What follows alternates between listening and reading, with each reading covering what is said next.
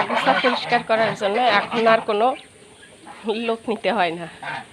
যেখানে ঘাস আছে, লতাপাতা আছে, সেখানেই এরা আছে। কত সুন্দরভাবে লেগে গেছে। গরু ছাগলেও মনে হয় এতটা যত্ন সহকারে ঘাস লতাপাতা খায় না, এরা যতটা যত্ন সহকারে খায়। দেখতে পাচ্ছেন এখানে প্রচণ্ড পরিমাণে ঘাস হয়েছে। কেনা ঘাসের মতোই অনেকটা বড় বড় হয়েছে, কিন্তু না, এগুলোই এমনি যে ঘাস হয়ে থাকে সেগুলাই।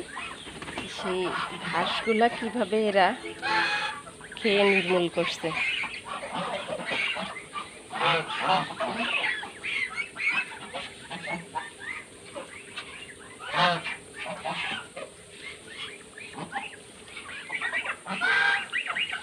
আমার হাঁস পালনের খরচ খুবই কম হয় এই কারণের জন্য যে আমাদের প্রচুর চারণভূমি পড়ে আছে এবং ঘাসের ব্যবস্থা আছে, লতাপাতার ব্যবস্থা আছে। ঘাস লতাপাতা এদের খুব পছন্দ, আর এরা খাবার একবেলা না দিলেও চলে, কিন্তু ঘাস এদেরকে দিতেই হবে। এতটাই প্রিয় এদের ঘাস ছোটোবেলা থেকেই। তো ঘাস এতটা প্রিয় হওয়ার কারণের জন্য আমার খাবার খরচটা খুব কম আসে, এবং রাজাহাঁসের অন্যান্য খাবারের পাশে আমি মনে করি প্রধান খাদ্যই হচ্ছে ঘাস। এরা গরু ছাগলের থেকেও অধিক পরিমাণে ঘাস খেয়ে থাকে। গরু ছাগল তো অনেক সময় আছে ঘাসের মধ্যে একটু কোনো প্রবলেম হলে খেতে চায় না, কিন্তু এরা ঠিকই খায়।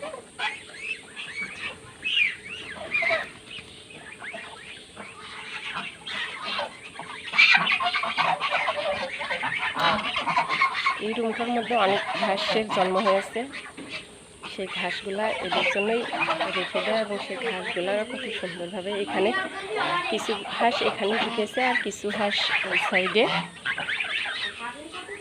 এই যে দেখতে পাচ্ছেন চলছে এদের ঘাস খাওয়া নিয়ে প্রতিযোগিতা, যুদ্ধ।